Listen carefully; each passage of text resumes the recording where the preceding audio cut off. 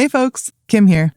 Welcome to the second part of our deep dive into the UN Climate Summit, or COP. If you haven't listened to part 1 yet, we encourage you to stop and go back to that.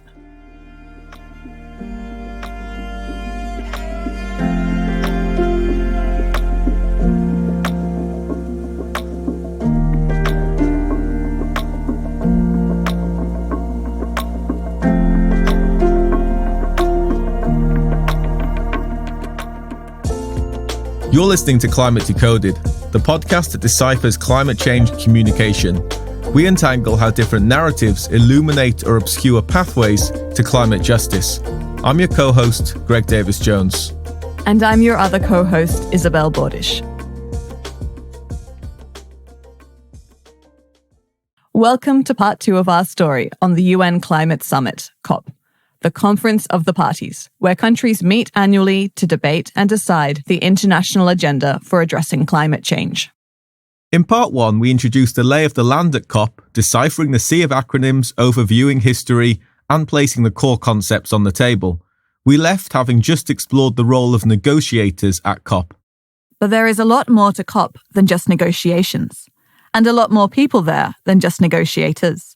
With contemporary COPs gaining more public attention, the proportion of these groups is only increasing. So today, we will be getting to know them. Scientists, civil society, activists, lobbyists, journalists, the whole shebang. And you'll remember from part 1 that we explored COP through the lens of the high school experience, reimagining these corridors of global climate politics as the corridors of those tempestuous teenage years. Something we are going to continue in this episode, so keep an ear out for more of our highbrow cinematic references. And last episode, we kept a close eye out for cop-outs, what we saw as fundamental problems within the COP process. So stay tuned for more of those. Well then, the school bell is ringing. It's time for another day at COP. Well, COP, I think, acts on many different levels, actually, and it can be effective in several of these. Its main purpose is the negotiations amongst the countries, the parties to the United Nations Framework Convention on Climate Change. That's its primary purpose, is to try and drive forward international policy and get agreements on addressing climate change. But of course, it goes beyond that. We can't just leave it all to governments. Governments clearly play a role in leading the world, but it can't all be left to them, and the diplomacy by its nature takes a long time to actually do things.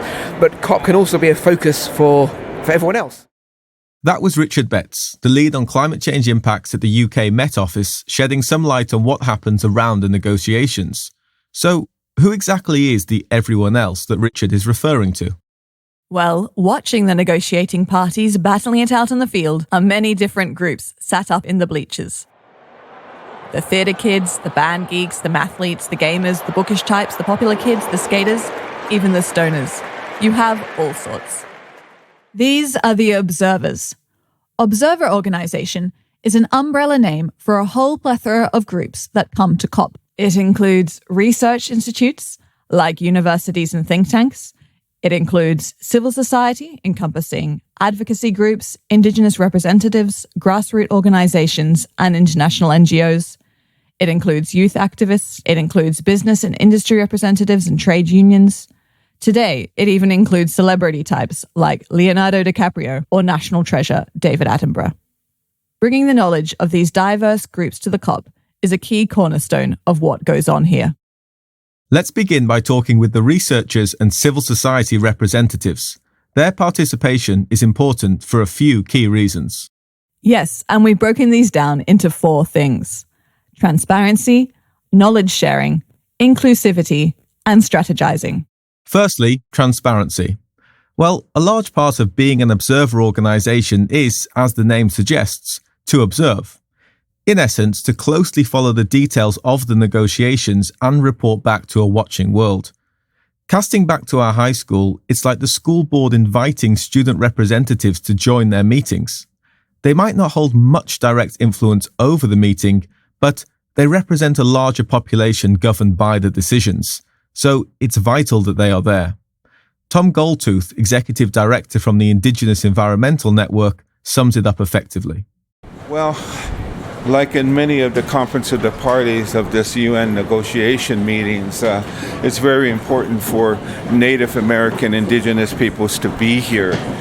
We've been always an advocate that if we're not here at the dinner table, we're the menu. Civil society needs to be here.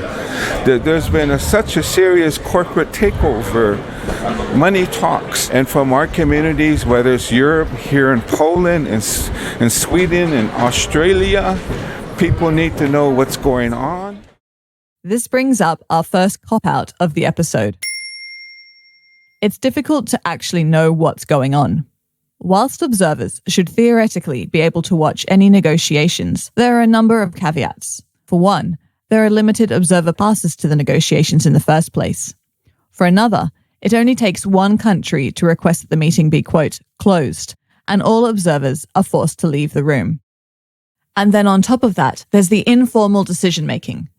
Remember our jocks of the COP, the negotiators? Well, sometimes to break a deadlock, they will declare meetings as informal, a scenario a bit like a team huddle on the side of the pitch, where discussions can take place informally, independent of the usual meeting format, and with restricted outsider access. Then, on top of the informals, there are the off-record conversations that aren't even announced. Imagine our high school jocks chatting in the changing rooms or in the pitch-side tunnel, out of sight. It's no surprise that this happens. Negotiators have been working on these issues for years. They're on first-name terms, they have each other's direct lines. If you're lucky as an observer, you'll have a negotiator contact who can slip you tidbits from these meetings. But largely, for those in the stands, it's anyone's guess as to what is going on behind the closed doors of COP. Of course, closed and informal meetings could be argued as necessary to reach agreement on difficult points. Some decision-makers aren't going to voice their thoughts in front of a camera and audience. But nonetheless, closing meetings does raise a question mark for transparency and highlight that observation is only really possible to a point. Knowledge sharing is another benefit stemming from the participation of researchers and civil society members at COP. The COP brings thousands of specialists in different fields together. It's like a massive science fair to share and promote the latest climate research. Imagine the most passionate high school science nerds across the world setting up a global annual science fair, and we mean that respectfully. We're a nerdy bunch at Climate Decoded. Different researchers congregate with different aims. For example, technical science advisors formally convene at COP to provide the negotiating parties with relevant scientific and technical information and hence inform the negotiation texts. Researchers also attend COP to join thousands of panel events, workshops, and exhibitions taking place. These events allow experts in different climate fields to disseminate their research, release papers, and share experiences. Researchers come from a multitude of different backgrounds, from glaciology to climate litigation, from sociology to carbon mitigation. The events they attend are equally diverse. There are really too many to count, spread across the massive venue. You have to be very selective with what you try to cram in to your daily COP schedule. Critical nature-based solution to help us both mitigate and adapt to climate change. In the face of historic threats, we need to take historic action. It's time to protect our coastal wetlands. Thank you, everyone. And a big thank you to Rosanna and Ambassador Jumeau for their inspiring opening remarks. I'm Lisa Schindler-Murray with the Nature Conservancy on our International Climate Policy team, and I have the pleasure of moderating our panel discussion today. Typically, in panel events, both researchers and civil society convene to advocate and apply political pressure for stronger climate targets and policies. And sometimes this advocacy cuts through the noise, with civil society coming together in a real way to influence the narrative of a COP. Remember Jamie Henn from Part 1, the director of Fossil Free Media? Well, he's back with a good example of how this played out with the Paris Agreement's 1.5 degree target. And that begins to frame what matters. I think another great example of that is 1.5. When I've been in this process long enough to remember when that was a real fight, when the target was 2 degrees. We've been very involved over the years of working with our allies across the Pacific and vulnerable countries who really led that 1.5 to survive fight of trying to put that target. And that was a target that within this process used to be completely dismissed. And it started on banners and at side events and at press conferences and at youth teach-ins and sit-ins. And then in Paris, there was enough political pressure and leverage to actually get it into the agreement for the first time. That triggered the IPCC report on 1.5 degrees that I would argue opened up a huge new era of public awareness on this issue. So again, you can trace that IPCC report and the discussion about 1.5 now back to side events and small actions and discussions here at COP. And so while these things feel sort of esoteric, or it feels like, what does it really matter if you call it natural gas or fossil gas or whatever, it begins to have an effect. And down the road, it can really be transformational in terms of policy.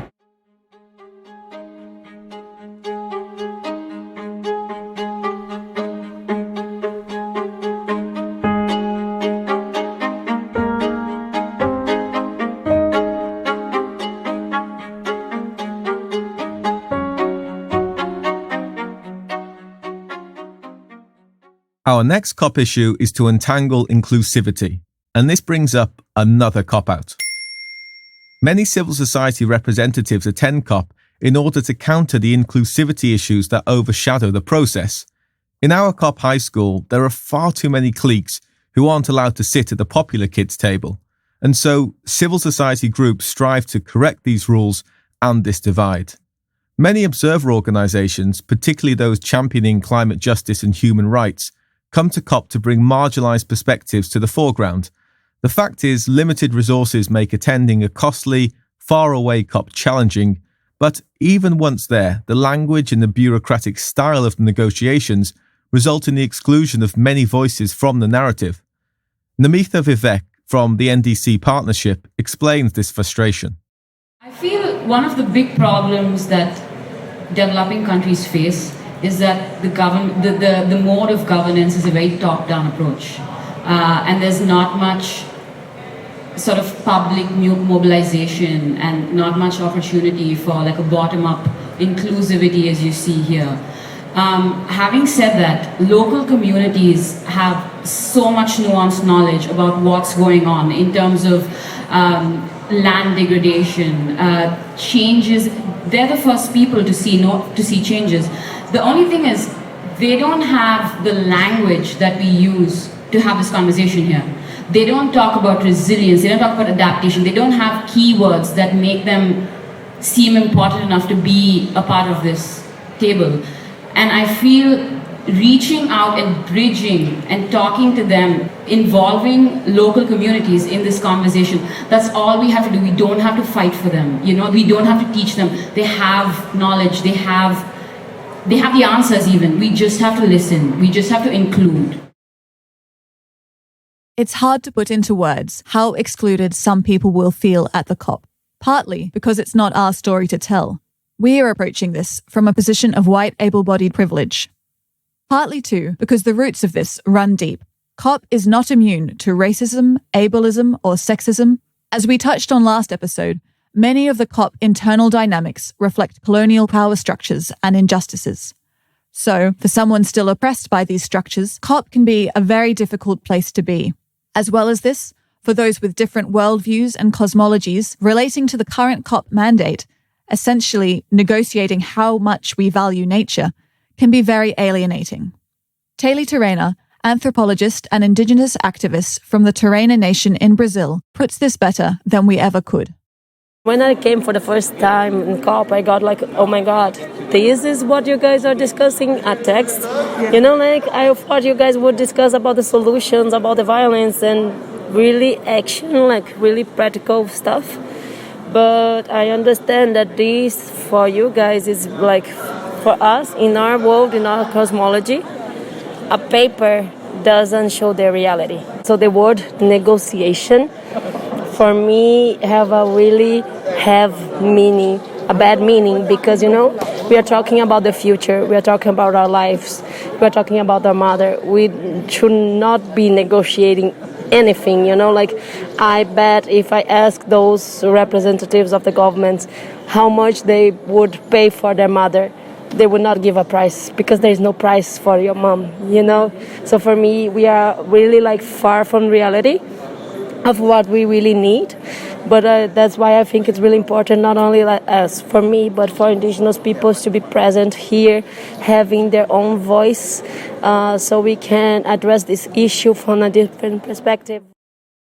Trying to address the exclusionary dimensions of the COP is crucial if climate justice is to be realized.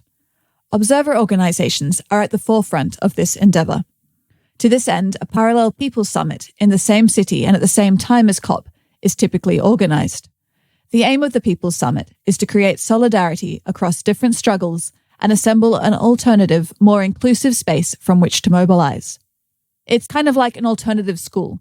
There's the same basic syllabus, but a more inclusive and non-traditional approach to delivering the curriculum and hosting discussion.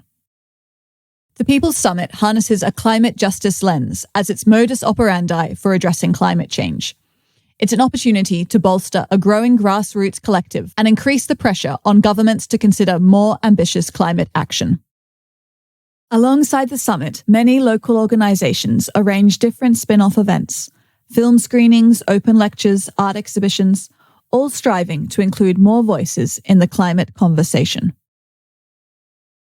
Greater COP inclusivity can start with making sure a space is wheelchair accessible or ensuring different language interpretations are available. And fundamentally, it's about equal respect for all present. When it comes to climate justice, a crucial starting point is making sure that people on the front lines of climate change are seen and heard and their experiences are acknowledged and elevated. This is particularly important as many frontline defenders take crucial time away from defending their lands and waters to share their stories. Alternative events like the People's Summit seek to reflect these inclusivity principles in the way they are designed and delivered.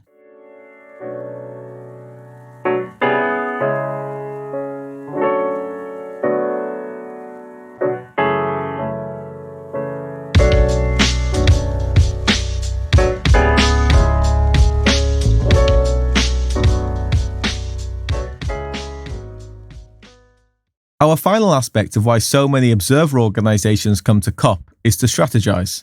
Many use the COP as an international meeting point for different grassroots organisations to touch base on the 411 of the year gone by. Organisations with aligning priorities assemble into groups termed constituencies.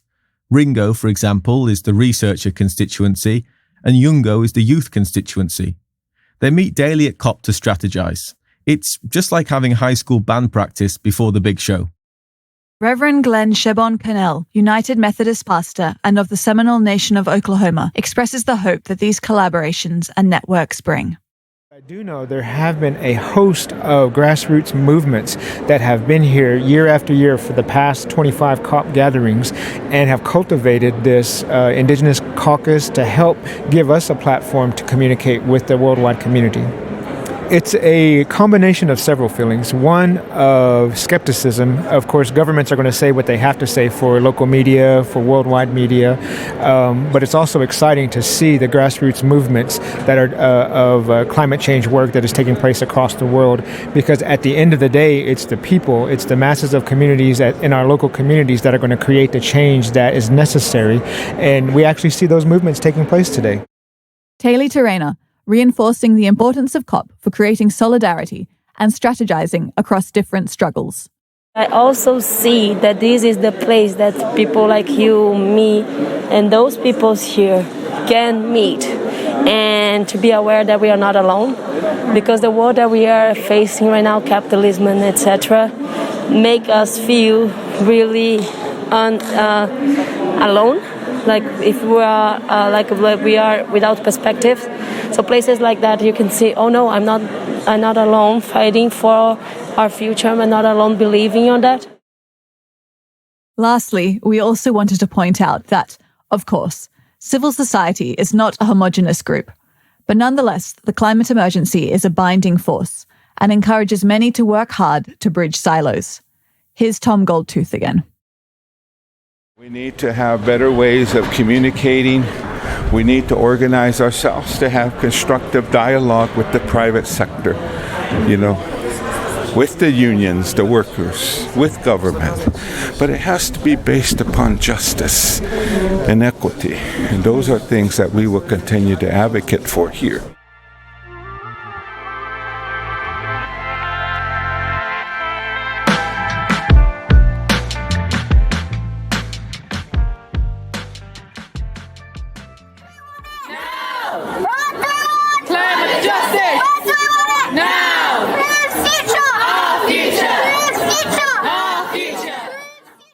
These vocal breakouts are common all over COP. It's in these moments you feel the raw emotion and desperation experienced by those disillusioned with dawdling bureaucracy in the face of a rapidly changing climate.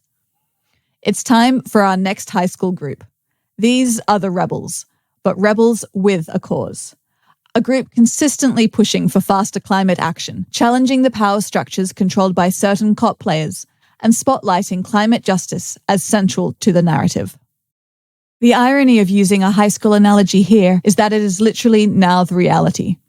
Youth from the school strike and Fridays for Future movements, spurred on by the efforts of leaders like Greta Thunberg and Vanessa Nakate, have hurled climate activism out of the dimly lit corners and smack bang into the mainstream, bringing vast crowds with them. Actions in activism take many different forms. An art exhibit portraying climate impacts on frontline communities, chants and songs sung out across the venue, staging a sit-in where protesters occupy a place and refuse to leave until their voices are acknowledged. Picture a sort of self-imposed detention. This isn't too much of a stretch of the imagination for Greg, as he spent many a high school afternoon involuntarily detained. And if only the reasons were so noble. But moving on. There's even an art space usually set up near COP which supports actions with materials, imagination and artistic skills. This is a place for the creative kids to shine. And usually the most attended action is a public climate march convened in parallel with the COP. At COP25 in Madrid, we joined 500,000 people marching and singing through the city centre.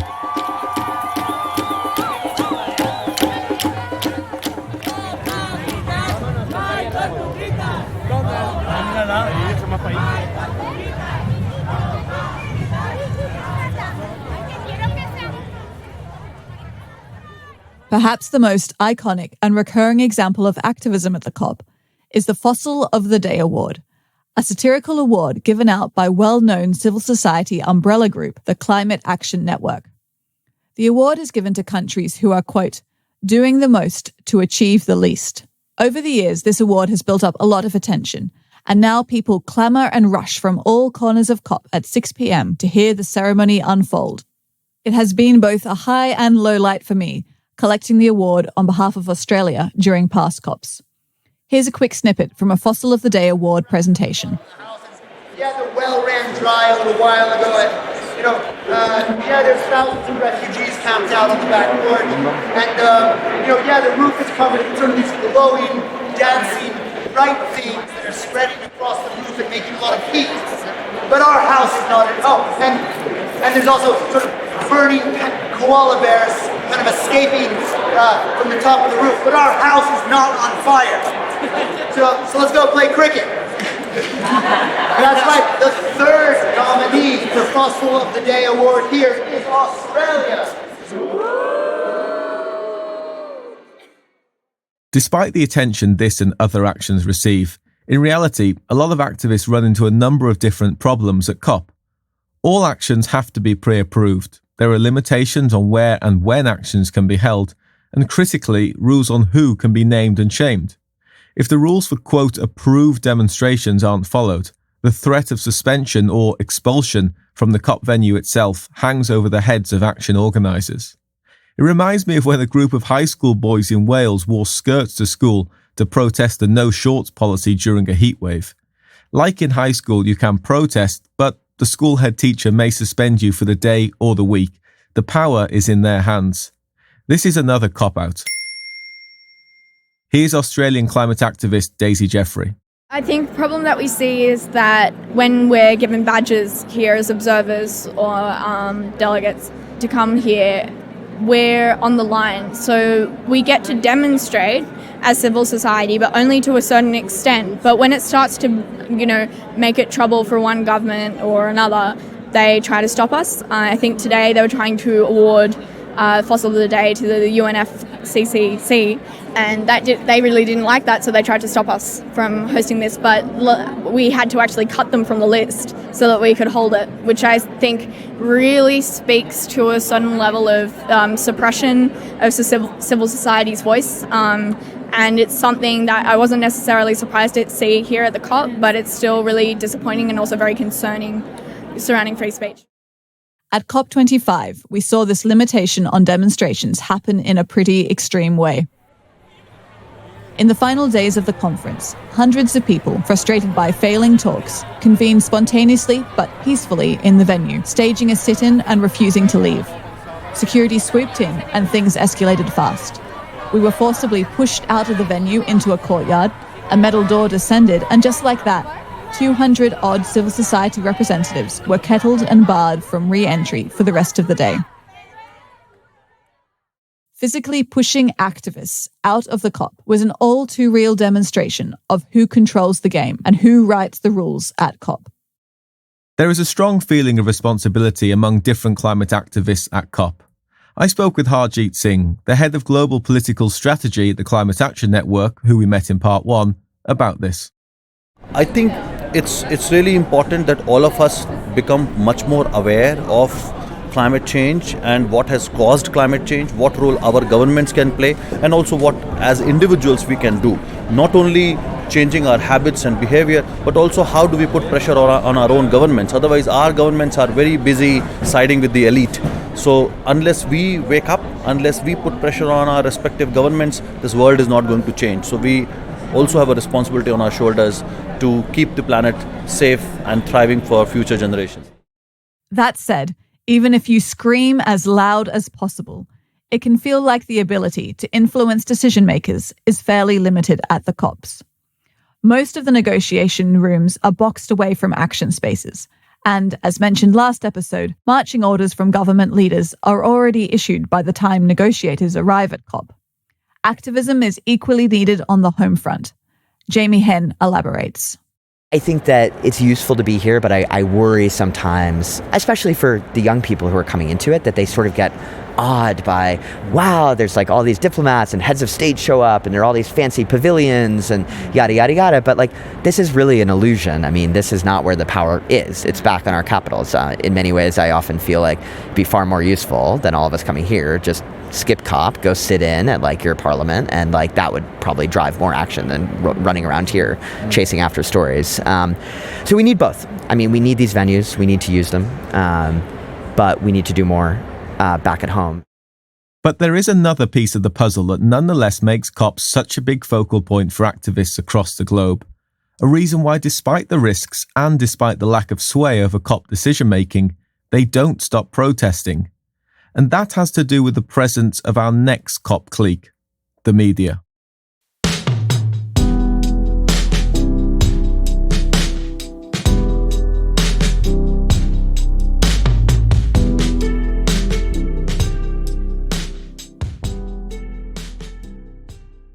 United Nations Climate Change Conference. The host country, the United Arab Emirates, is one of the world's top oil producers. Welcome to the opening ceremony of the World Climate Action Summit at COP28. I pray with all my heart that COP28 will be another critical turning point towards genuine transformational action. की गलतियों को सुधारने के लिए हमारे पास बहुत ज्यादा समय नहीं है।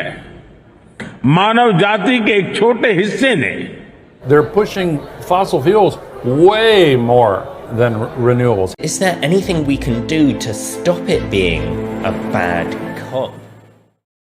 The media. The media at COP is something of a cross between a high school reporter and an all-seeing, all-knowing gossip girl armed with microphones, cameras, and a rampaging Twitter feed. Journalists stand on the sidelines, skulking the corridors, covering everything in sight to document in the school yearbook. Journalists from around the world converge at COP with two main agendas: A, bring attention to the fact that COP is even taking place, and B, distill and package the most important messages for publics back home. Every half hour, there is usually at least one press conference running at COP, with different representatives from our high school cliques taking their turn in front of the camera, providing their hot take on the negotiations. Press conferences are typically given by big observer organizations like the Climate Action Network or Friends of the Earth International, but also by politicians and heads of state. Media attendees can range from large networks to literally a high school reporter. But not all networks send journalists and will instead rely on daily press briefings, picking up the stories being broadcast from large international news groups such as Reuters or the BBC. Equally important is sifting through the erupting Twitter sphere and other large social media platforms for the key hashtags and trends gaining traction. I caught up with director Antonio Penarrubia from La Sete, a regional public TV network in Spain. Antonio explains the responsibility his small network has in communicating climate change to communities in his region. We think that we must use the news and the programs of the TV. My TV is a public channel, from telling the people all this news that not always are comfortable to listen and to watching TV. The people, I think, that prefer watch TV for entertainment, and we think that the entertainment is very good, very nice. I love the entertainment, but I think that we have a very big responsibility with the audience for tell all these little stories from the big storms or the little storms and the little problems for all our village. A number of the biggest broadcasting groups are shouldering this responsibility too. We spoke with Matt McGrath, the BBC environment correspondent, about engaging the wider public in the COP. I think there's been a big change. There's a greater eagerness, I think, for people. They want to engage more with the issue of climate change. They may not know the ins and outs of it. They may not know what the COP is and how it works, but they're eager. We can see that, we can feel that when we talk to people. And so there's a great hunger, if you like, for people to do something. And so I guess we're trying to write stories, or as the BBC, we're trying to promote stories as well that explain the story carefully and in relatively simplest terms, and also to reflect the complexities of here. So I think it's kind of reflecting both things, both the overarching sense of the bigger picture, what's going on and what people are doing about it, but also kind of saying, relating it to your life. What can you do? As the COP relies on nations making domestic climate decisions, like emission reductions, financial pledges, and adaptation measures, it is vital that people back home hear about what is happening and hold their politicians to account when it comes to election day. This responsibility often lands in the hands of the media. Jamie Hennigan. Yeah, I mean, that's so key, is the way we describe the crisis begins to set the playing field for political action. I think the last year has been a great example of that. I mean, full credit to the Fridays for Future movement and youth and Greta for really pushing this idea of a climate emergency. And now all of a sudden you see in the subway platform here at COP, some corporation in Spain saying, don't call it climate change, call it an emergency. And I'm like, oh my word, we've gone full circle. Like, we've already been absorbed into the, discourse. We've been assimilated. But that stuff is important.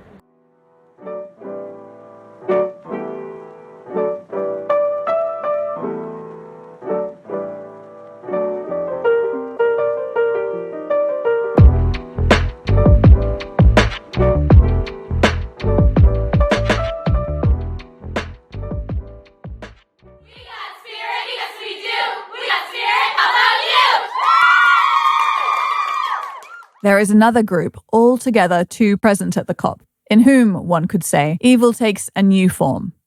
It's questionable whether they should even go to this school, and they certainly should not hold the level of influence they currently have. This group are cheerleaders, but cheering for exactly the thing we do not want. Meet the lobbyists, supporting continued reliance on fossil fuels and advocating for them at the very summit designed to phase them out. Here's Taylor Terena again. As my other Tom from the north says, like, this is not a COP, this is the conference. This is not conference of the parties, this is the conference of the polluters. Because the ones that they let get inside are the companies that are responsible to the violence, the pollution in our lands. Not only on lands, because everybody are affected by that. It's not only indigenous lands, they destroy everything that they see on the front of them. This is the final COP clique that we wanted to talk about. And To be honest, much of their presence is a major cop-out. Of course, it's natural that businesses from all marks of industry are interested to attend COP, particularly those connected to energy, transport, and agriculture. In fact, for companies in these sectors, it's too much of a business risk or risky business to not worry about climate change. And on top of that, deep transformations in the private sector will be vital to meet climate goals. However, it is deeply troubling when those representing the corporate interests of oil, gas, and coal industries make up such a significant presence at the COP. At COP27 in Sharm el-Sheikh, 636 lobbyists from oil and gas companies were registered in attendance, their number dwarfing the size of nearly all national delegations. Seemingly, the limit to their number does not exist. They host events, they lobby the various parties to protect their interests, and thereby preserve the idea of fossil fuels being part of the so-called net zero carbon future. During COPs, it's not been uncommon in the past for senior government officials to prioritise entertaining fossil fuel industry reps over discussions with climate-vulnerable nations, or to spot large sponsorship deals bankroll the COP. COP25 in Madrid, for example, was wrapped in the green branding of some of Spain's biggest polluters, such as Endesa and Iberdrola. It's like rich kids' parents splashing the cash on building a new performing arts centre and then magically taking up chairmanship of the Board of Governors. In addition, so-called public policy think tanks masking organised climate denial groups can be spotted in and around COP. These groups, such as the Heartland Institute, reject scientific consensus on climate change and aggressively promote pro-fossil fuels rhetoric. At COP24 in Katowice, the Polish government, who are hosting the talks, went one step further into plain sight. They built a shrine to coal. Yep, a shrine.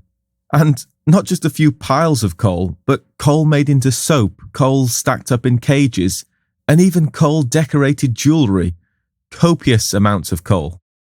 In a country, and particularly a region, where coal is a way of life, you can see the point that is being made.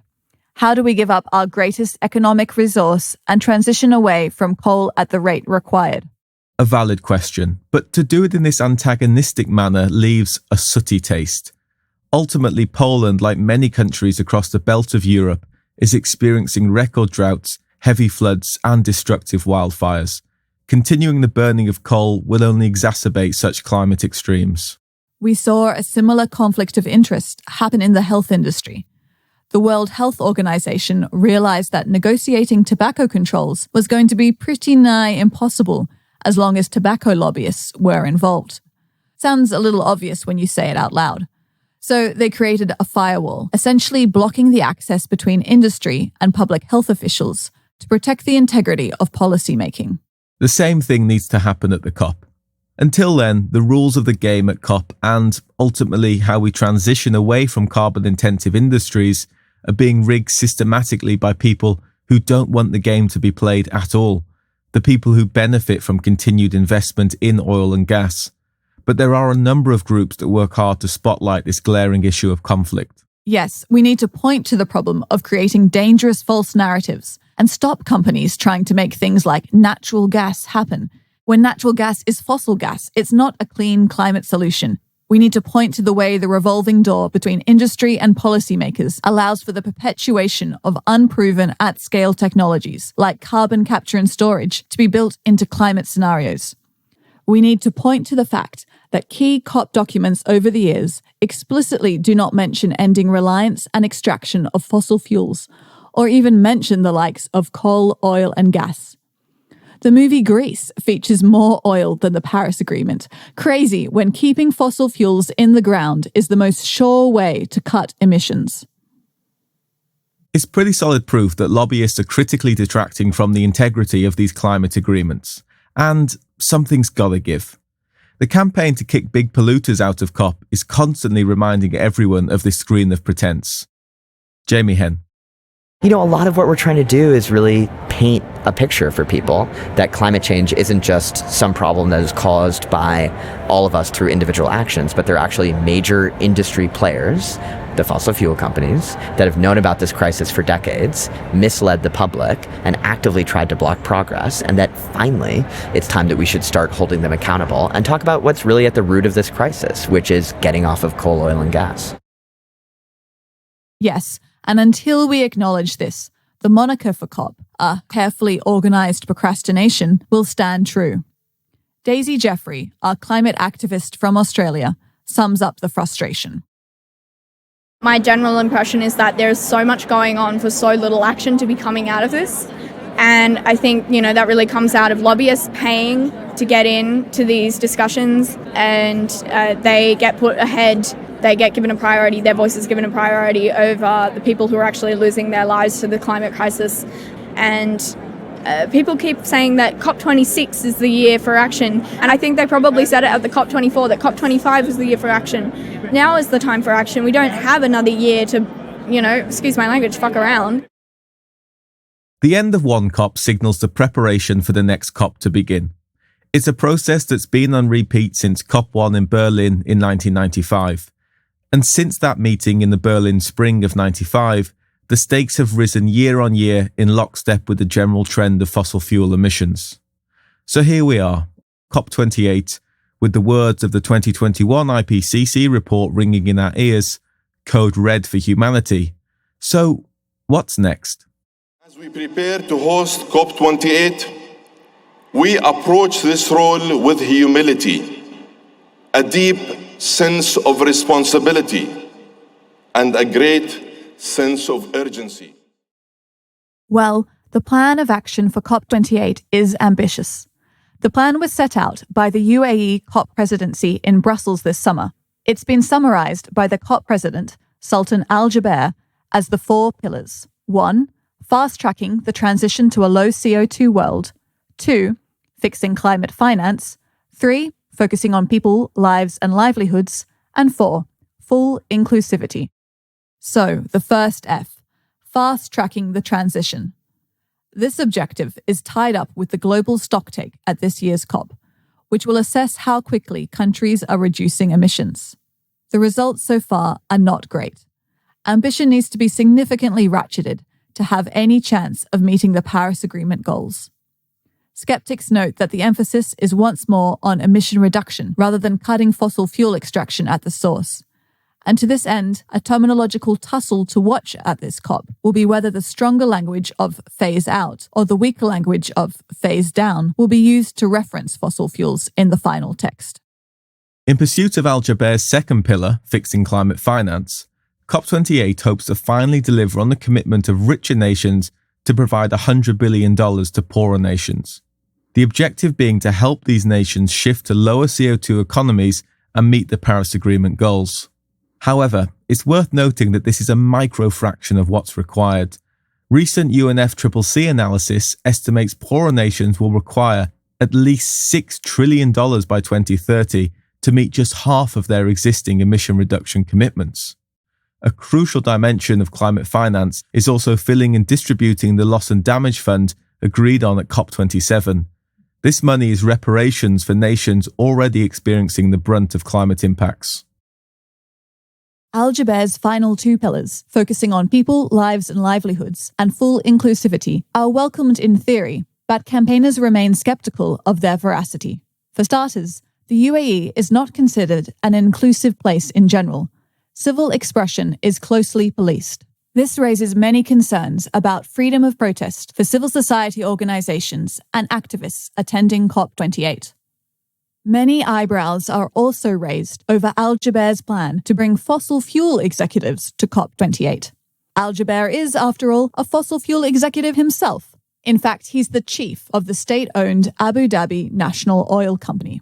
He has insisted the oil and gas industry must have a place at the table, wanting to devise a plan with the biggest global fossil fuel companies to reduce their emissions in line with the 1.5-degree Paris target. Ambitious indeed, and time will tell the result, but Unsurprisingly, campaigners have severe misgivings about this, given the tendency of these fossil fuel reps to cheerlead for the continuation of their own pocket lining rather than tough climate action. So here we are, once again on the verge of graduating from the COP. The final exams are fast approaching, and the results will be hugely significant in determining the path for the foreseeable future. But will we make the grade, or will we be resitting the year? Only time will tell, but perhaps the more purposeful question is, should we keep faith with the COP?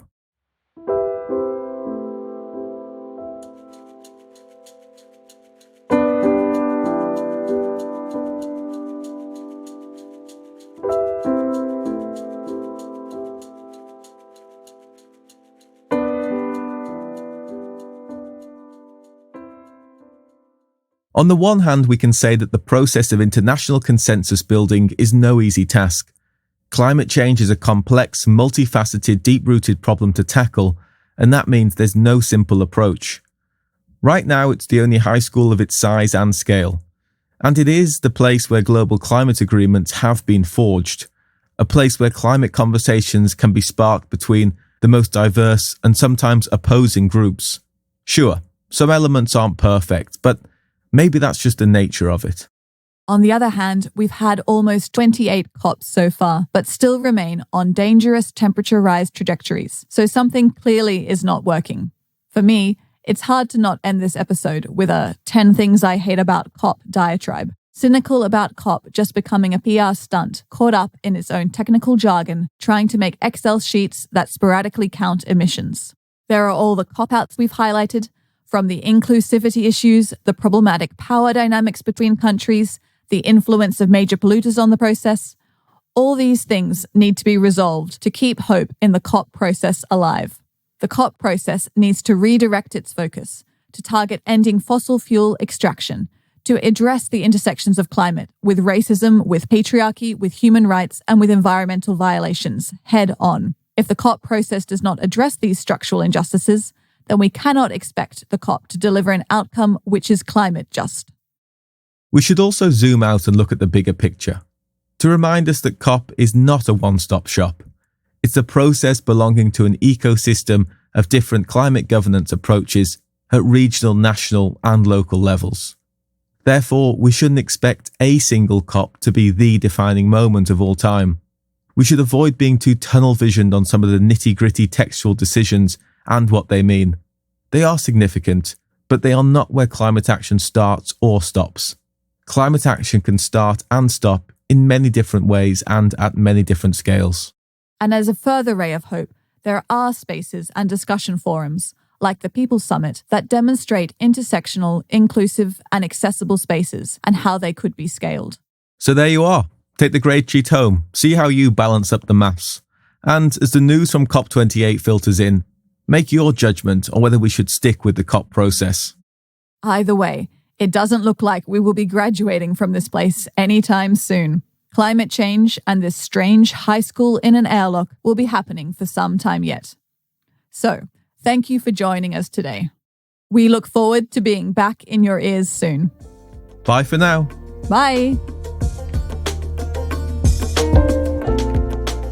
You've been listening to Climate Decoded. This episode was produced by Isabel Bodish, Chantal Koff-Schultz, Greg Davies-Jones, Laura Davies-Jones, Kim Kenny, and Jens Vendel Hansen. More info about this episode, a transcript, and resources can be found in the show notes and on our website, climatedecoded.com. Follow us on all the socials on Instagram, LinkedIn, and the place formerly known as Twitter at climate_decoded. If you'd like to support the show, please hit that follow button on your podcast pipe of choice and drop us a rating or review. It honestly makes a big difference in enabling other people to find the show. You can also consider subscribing to our Patreon channel. For $5 a month, or about the cost of a cup of coffee, you can really help out the podcast. And with that subscription, you'll also get exclusive content and more behind the scenes about our episodes. A final great way to support the show is simply referring it to a friend. It really helps us grow our audience and get more people thinking and talking about and acting on climate change, which is ultimately our goal with Climate Decoded. Talk again soon.